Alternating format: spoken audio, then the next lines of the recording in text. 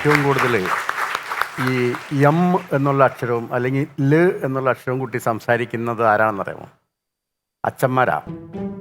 ചില അച്ഛന്മാർ സംസാരിക്കുമ്പോൾ എന്ത് സംസാരിച്ചാലും അവസാനം ല് എന്നുള്ള ഇതുണ്ടാവും, ചന്ദ്രക്കല ഉണ്ടാവും. ഞാൻ ഉദാഹരണം പറയാം.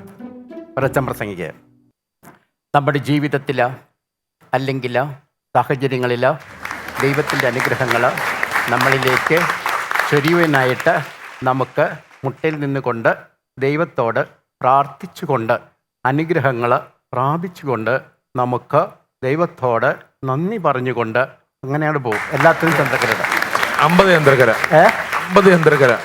രണ്ടാമത്തെ ആൾക്കാർ എന്ത് പറഞ്ഞാലും അവസാനം എം എന്നുള്ള അക്ഷരം കൂട്ടി സംസാരിക്കുന്ന അച്ഛന്മാർ. എന്ത് പറഞ്ഞാലും അവസാനം എമ്മ. അത് എം പറഞ്ഞപ്പോൾ എനിക്ക് കത്തിയതത്. അവരിങ്ങനെയായിരിക്കും പ്രസംഗിക്കുക. നമ്മുടെയും കർത്താവായ ക്രിസ്തുവിൻ്റെയും നാമത്തിലും നമുക്ക് പ്രാർത്ഥിക്കാം.